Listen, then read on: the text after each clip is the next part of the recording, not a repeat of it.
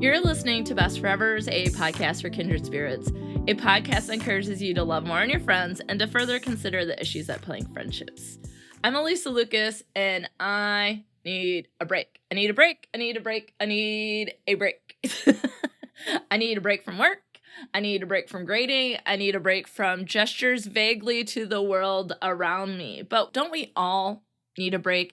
Haven't we earned a break? Haven't we deserved a break after all the things that we've gone through in the last year? And that's sort of where I am at mentally, emotionally, physically, etc. But I do have a question for you today, and that is, have you ever needed a break from a friend? And if you did you take that break? Today I'm going to explore the idea of needing a break from our friends and how we can go about doing that successfully. In some ways, it may seem like we've been on a break too, with the pandemic, world stuff, end of the semester stuff, and a loss of a childhood friend. There have been a few weeks between each episode being released. But not that I'm counting days on my app on my cell phone to the end of the semester, but school ends soon, days away, and there's a lot I have planned for when the semester is completed. So let me tell you about some of the changes that are already happening and will take place before the end of my semester, friends. So I've been hosting this podcast since September 2017. I can't believe it. This seems bananas. My true crime podcast, Fidelity, since October 2018. And this summer, I'm so happy to finally release a new podcast called Unrequited, which focuses on crushes, heartache, and heartbreak, something that I think we've all probably had experience with. Am I right? So I have an amazing editor, amazing friends and folks who have guested on my podcast, and a number of students over the years who have helped in some way to make these podcasts happen. But otherwise, this is what we like to call a one-woman band, so to speak. And I had to say, between creating content and doing the research and promoting and doing all the things that are necessary to podcasts, that things don't always happen because it's hard. So I'm working on some changes that I think will be cool, keeps me focused and efficient, provides interested folks, hopefully yourselves, with more information and benefits. So here's what's happening. I'm currently in the process of merging my social media accounts, because you know what's better than 9 social media accounts? 3. Just math. Math isn't my thing. I never really liked it, but that I know. That's some good mathing right there. So the Best Forevers Facebook, Instagram, and Twitter accounts will become, so to speak, the hubs for all 3 podcasts, and it will be renamed to Friends with Alysa. This is what I labeled my TikTok, because y'all know I was like, I'm not making 3 different TikToks for podcasts. And it got me really thinking about being efficient and organized and focused, and really thinking about what's common with my podcast. And to me, that's connection, communication, and friendship. Best Forevers is about celebrating friendships and working through any of the issues that cause problems for friends. Fatalities is about friends coming together over tea to talk about the true crime cases that have impacted them in some way. And a lot of those cases focus on peers or friendships, as you might notice, right? And Unrequited, although has a primary focus in romantic relationships, can happen in friendships. And I always go, who hears the most about our crushes? So when I was like 12-year-old Alysa, 15-year-old Alysa, 18-year-old Alysa, 21-year-old Alysa, 24-year, who was the person who heard the most about my crushes and then breakups or rejections? Those are our friends. It's about relating, supporting, and giving advice. So keeping that in mind, I'm pretty excited about this move. All 3 pods will still have their own hosting site, and you can listen however you want.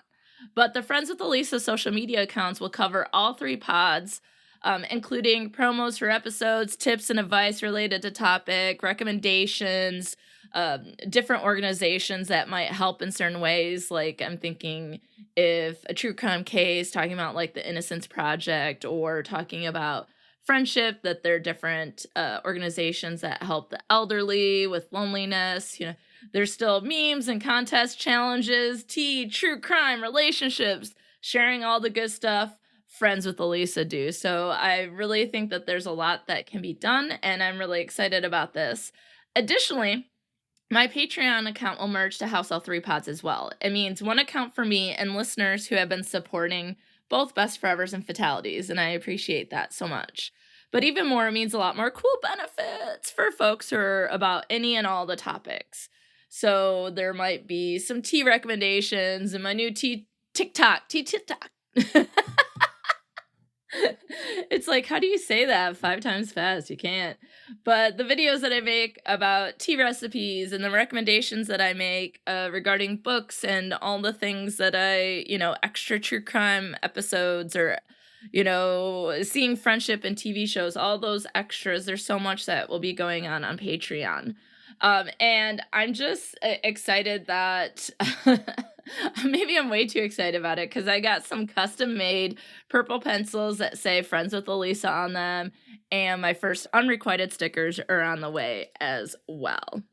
So here's where you can find me. Friends with Alysa on Facebook, Instagram, Twitter, Patreon, Gmail, TikTok, and the webpage, www.friendswithalysa.com. It's easy peasy, lemon squeezy, friends. So I hope that you'll continue to listen, and that if you follow that you might benefit from some of the other information that's shared on those accounts. So just wanted to let you know what's happening so you weren't like, hey, what happened to Best Forevers? There's episodes, but there's no what happened to like the quotes and the challenges and the tips and it's all still there plus more.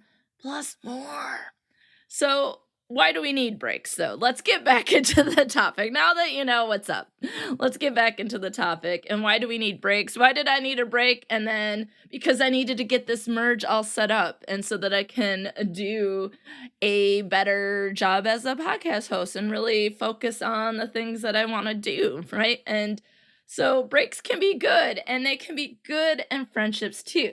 So let's go ahead and talk about why we need breaks.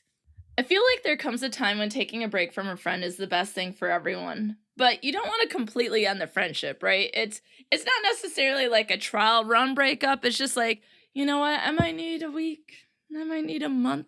I might need a year, right? So breaks can happen in any sort of way, but there are lots of reasons why we might need them. One of the things that we have to keep in mind, though, is that breaks are temporary and breakups are pretty much forever, which is basically the mistake Ross made on the TV show Friends when Rachel asked to take a break. And he kept saying, but we were on a break.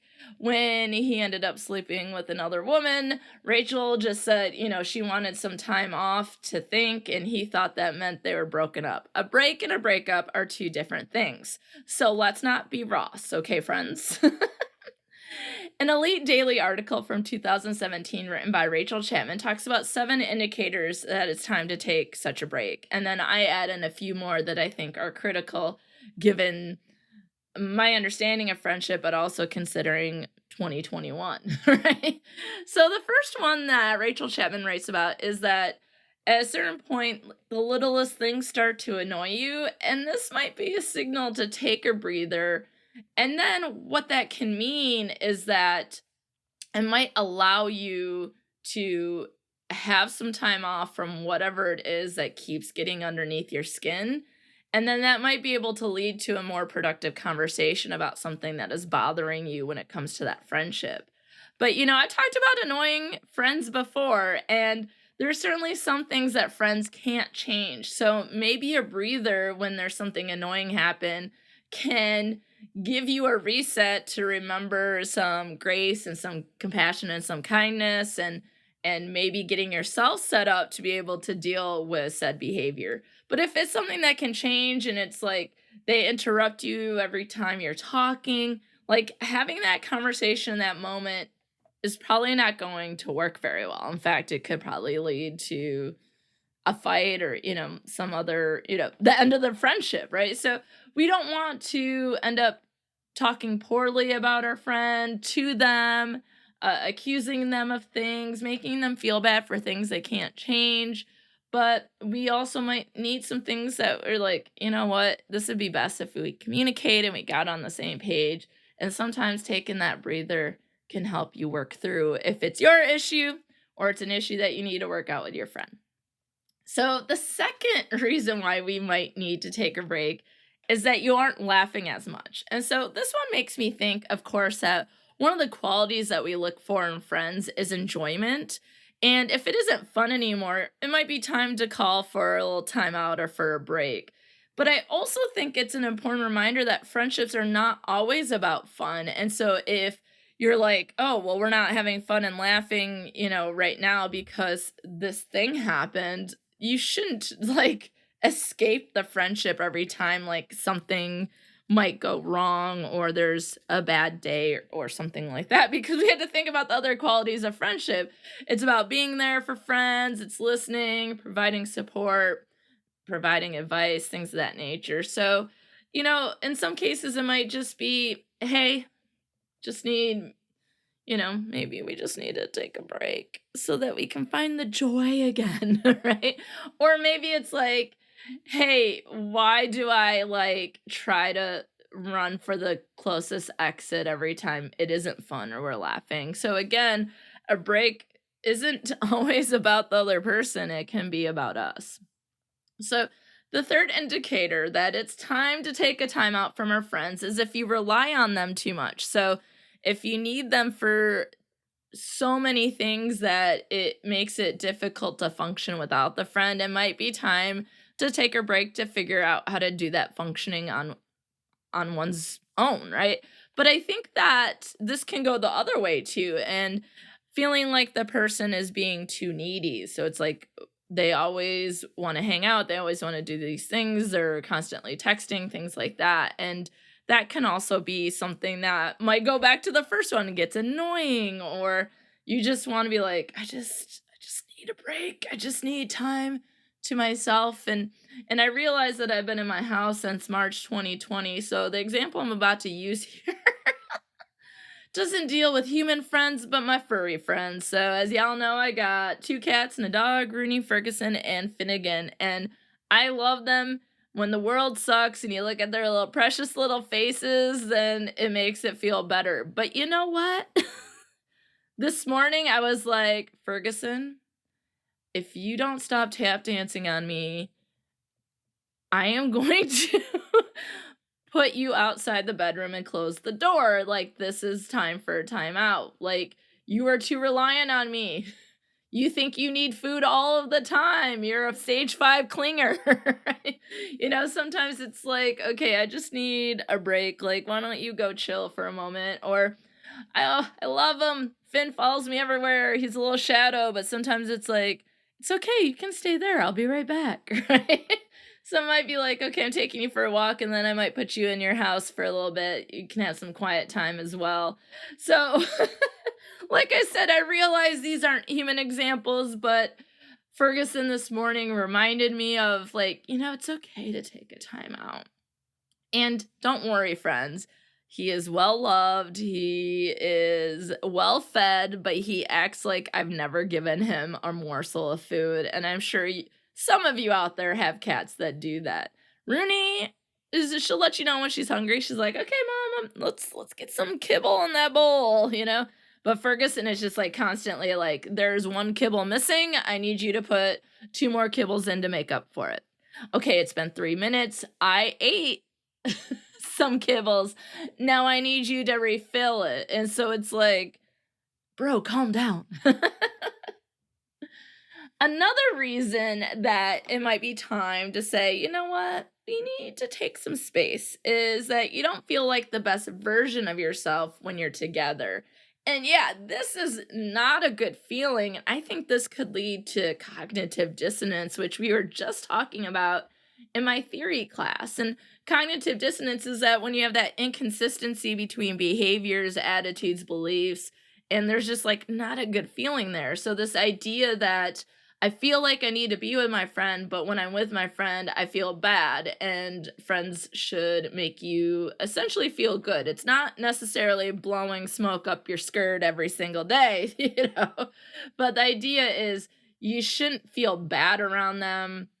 And like this best version of yourself, that's one of the cool things about friends is that we can sort of lift each other and excel and be better versions of ourselves because of the connections that we have. And if you feel like you're sinking or coming down, it might be time to go, okay, what kind of friend is this? And that maybe a break is a way to figure out if you want to do every single thing, talk about every single thing with this friend, or maybe this is a friend that you like, hey, we get coffee and we talk about working out or something, like maybe you need to do that because you're not feeling like you are trying to work towards your goals. You're not achieving the things that you want to.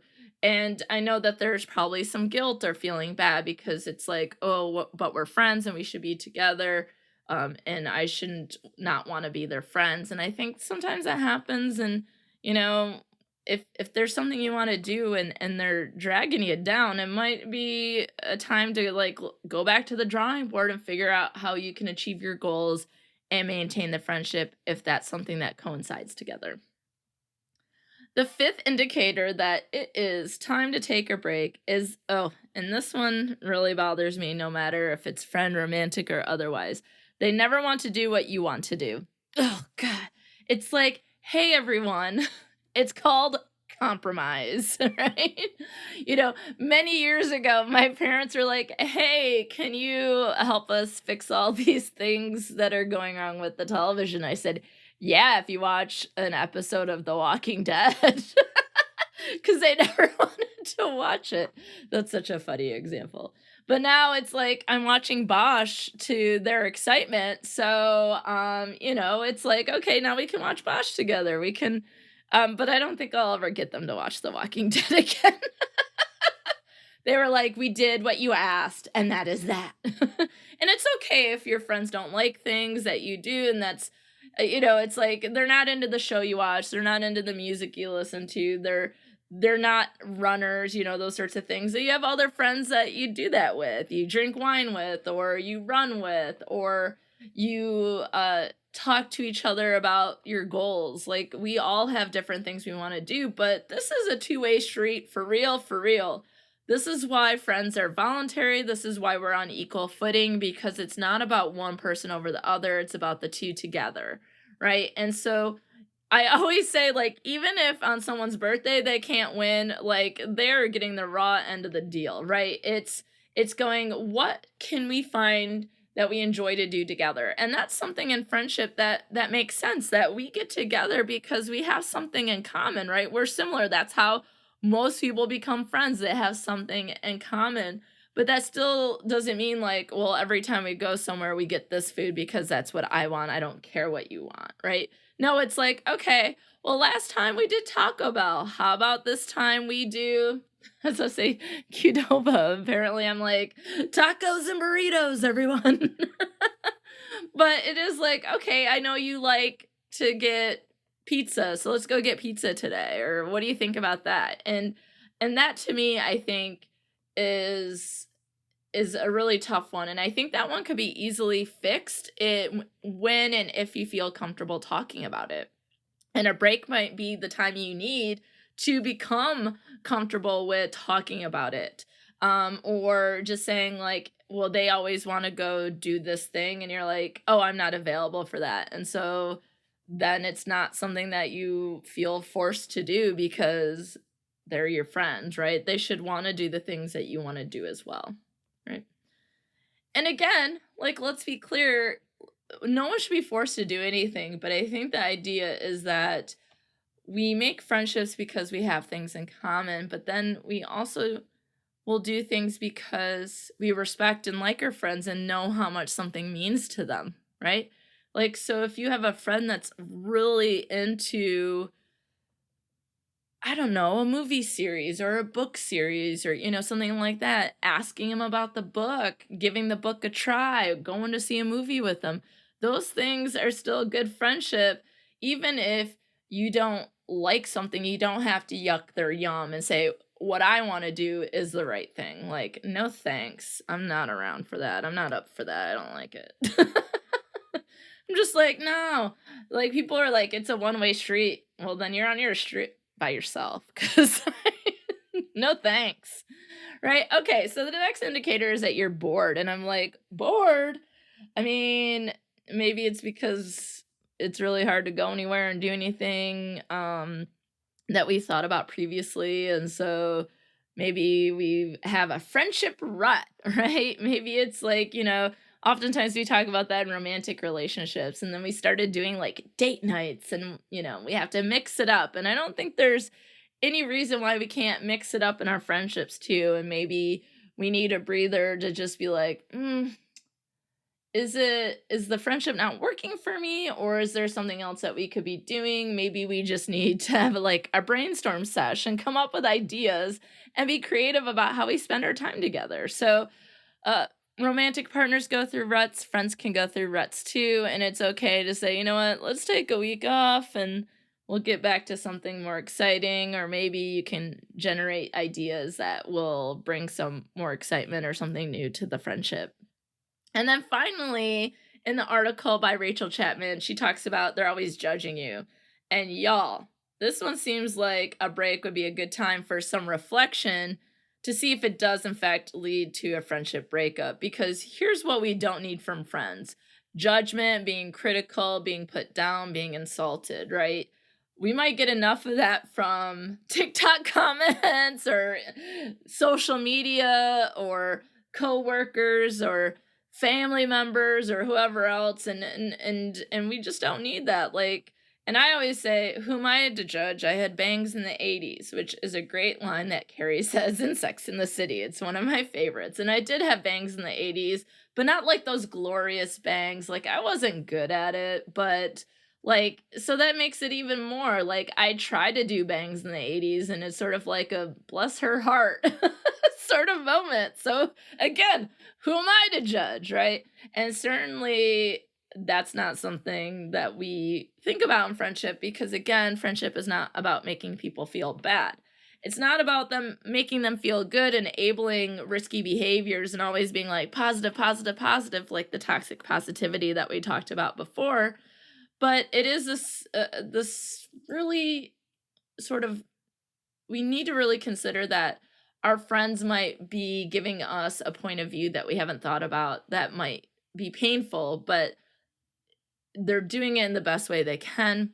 And that might be the information we need to hear. And when we do need to hear information that could really make a change to our life, I'd rather hear it from a friend who's being gentle and with compassion and grace than someone who's constantly like, oh, is that what you're wearing? Oh, is that how you spend your time? Is that like, nah. It sounds like that person needs a break to go figure it out. And for this one, I think reasons for breaks, it says specifically the example they gave, they're always judging you. Me, I think the idea is if there's any time you need to reflect on the friendship or reflect on yourself, right? And it can make the relationship better, or you come to the conclusion that it might need to end, right? So some of the other reasons that I listed, and I mean some timely ones, is like, how about needing our break because we're just all exhausted from the pandemic and the stress of being a human being in the current world, right? Or being in a busy time and feeling pressured to stay up with weekly or daily friendship traditions and things like that, when you just like, oh, I just need a month to get this stuff together, right? And then another reason I was thinking of is that they complain about the same thing and never take the advice you give. And I think the pop culture, I don't know who came up with this, coined the term, but it's assholes. And those are people who ask for advice or complain all the time but never take the advice. Like sometimes it's just like, hey, it's been 5 years we're talking about this and nothing ever changes. I just can't listen to it anymore. So I just need a break, and then maybe I can come back and be gentler with a conversation about it. But like, sometimes I think we do let things go on, and it festers and we fester, and then it just might sort of, we blow our top, and instead it could be like, yeah, I'm taking the weekend off of this. Then maybe we can come back and be like, it's really hard to talk to you about this topic because we've been talking about it for several years, but it doesn't feel like anything changes. Do you want to change it? Or is it something that you want to vent about, because that might help me approach that particular topic? Because sometimes I think that we give advice because that's what friends do, but that might not be what people want, or they might not realize that they haven't been clear about changing something that's bothering them. So I think it's important to note that although we might need a timeout from our friends, that it could also be mutual. We should not assume that we are all gifts to our friends all the time. We are annoying too, y'all. So although I'm talking about it like, hey, maybe we need to take a break, sometimes our friends might be like, yeah, I missed that call from you. Sorry about that. And it might be, you know what? They needed a day from us. And that's okay, because we're human beings and we're stressed and we do dumb stuff sometimes, and we do the things that we know the best we can, but it might not be the best that we can do. And our friends are just like, oh my God, I need a moment. So I think that's really important. Like, let's stay humble, friends. We are not always gifts. But then it comes down to, like, how can we go about taking this break? Like, there's obviously lots of reasons to taking breaks, and there might even be more reasons that you might have taken a break from someone and it wasn't addressed in those examples. But then it comes down to, once you sort of decided, like, okay, I do need a timeout, I do need to take space, then how can we go about doing it? So I saw this 2017 article from The Cut by Deanna Pay on Twitter yesterday. And so that is what inspired me to talk about this topic. I was like, yeah, sometimes we do need breaks. So in this article, though, the author talks about how you can initiate a break. And so there's a couple different methods that she talks about, right? And I think it's something that I've mentioned throughout this episode, and that is being kind. It's not like, and the first thing that annoys me is this, and then, oh, let me go back to my laundry list of complaints, right? It's like, let's not throw everything at them, including the kitchen sink, right? It's like, maybe it's, if we are going to specifically talk about it, we might need to really consider being gentle about it, because no one likes to be like, you know what, I don't like you very much right now. Or, you're annoying the piss out of me, right? Like, there's other ways to say it, right? And so you don't necessarily need to name and list everything. And it's like, how do we word it? It's like, I need like a week off. Can we reschedule our walking session until the following week? And then, like, let's rendezvous. And, it's just like, I need some time, like, where I don't have to feel pressure to go for that walk, like, there's ways to do it and come at it, like, from a sincere, authentic place of concern for either yourself, for them, or for the relationship. And just being like, what do you think about that?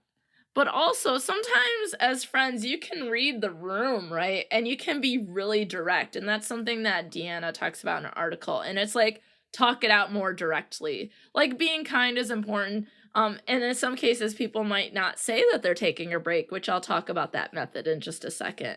But sometimes you can read the room and be like, we're not having fun anymore. What's going on? Should we, like, take a break and then, like, come back together? Like, what's the deal? Like, you might, where you both might seem like annoyed with each other, right? And I think that's one of, maybe, speaking of gifts, this might be a gift that we have with our friends, is that we might be able to read the room with them and be able to say, okay, this friend, and in this moment, I know that I can talk directly to them and it's going to be okay. Sometimes you can read the room and be like, ooh, direct is not the way to go today, right? And that might be sort of our sixth sense in friendships. Like, when we know people really well, we've been through a lot, we've known each other for years, that we might be able to do that. But I think the method that probably happens the most is the third one that's talked about in the Cut article, and that is not making it official, which might have been the mistake that Rachel made on Friends, because Ross was confused, but still, let's not be Ross, okay? But this is where you're like, you know what? You just don't see him. It's essentially a break. we probably do this most of the time because we don't think the direct method might work with that particular person or at that particular time, like what they're going through, what we're going through. It just might not work. And so sometimes it might just be like, yeah, I'll see you in a couple weeks. You say to yourself, and they have no idea. But this was something that I learned when I was younger. So I think I was about 20 years old, and I had a friend that I felt like I was having some difficulties. I might have been a little older.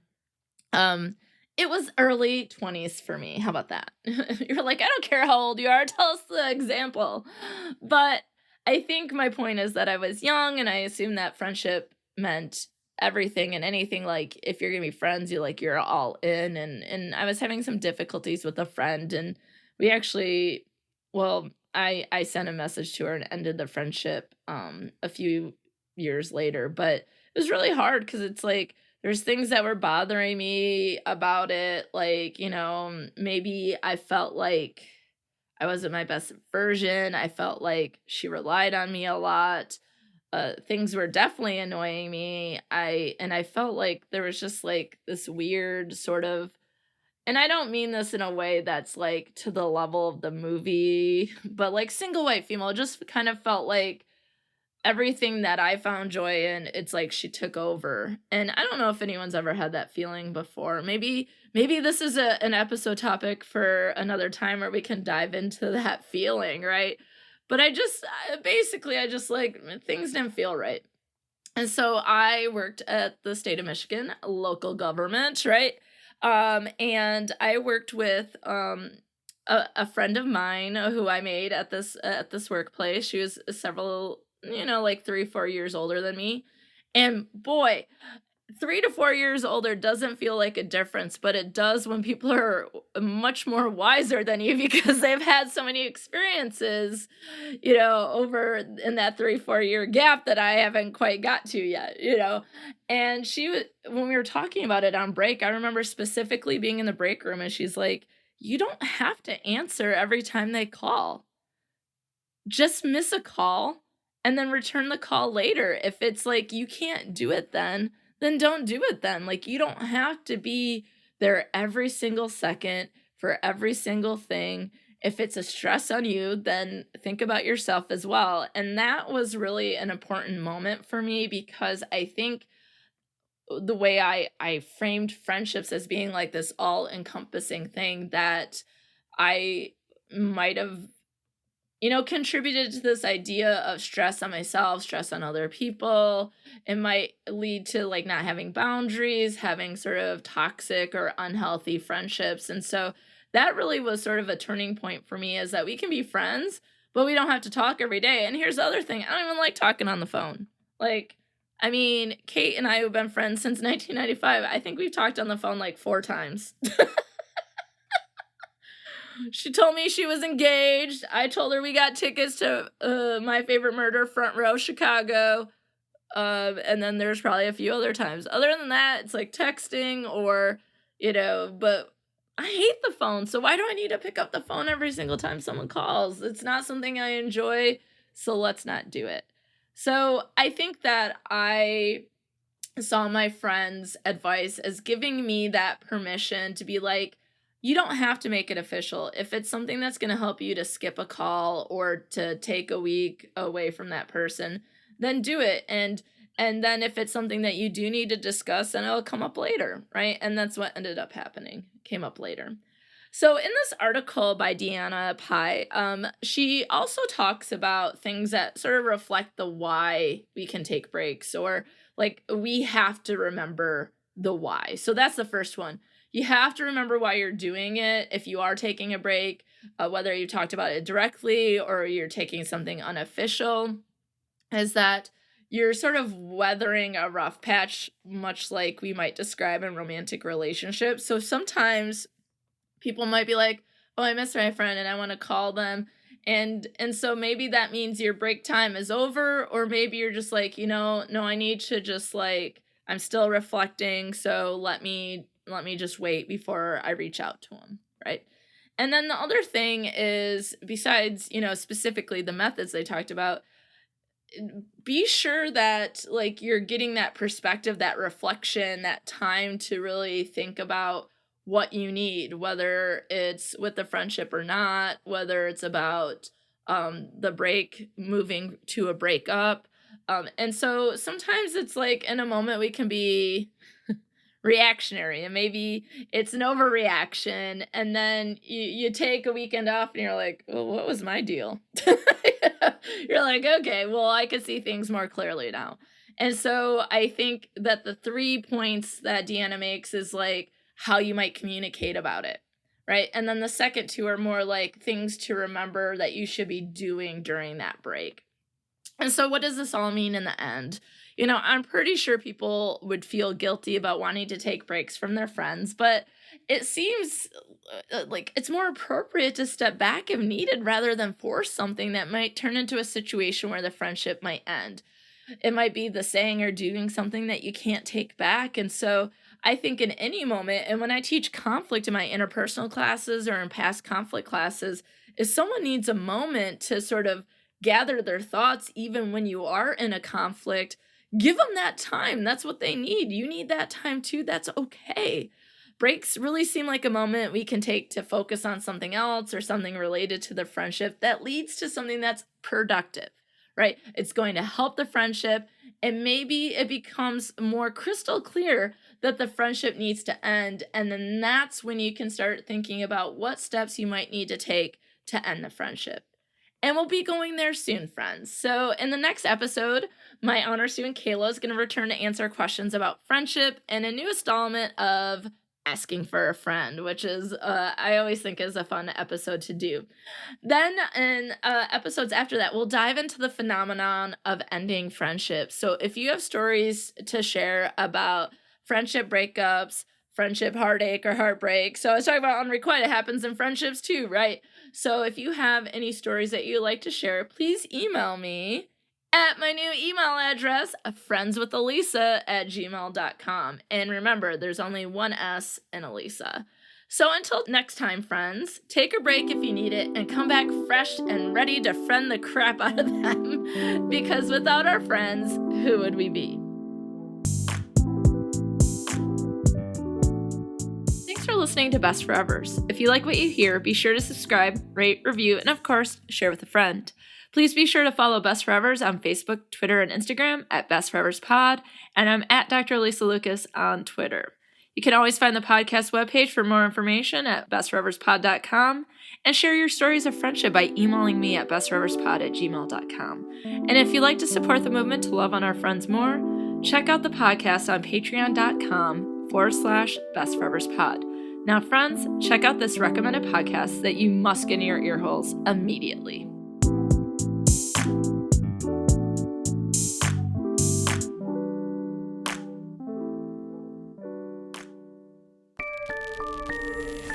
Are you a true crime junkie? Do you talk about true crime with your friends all of the time?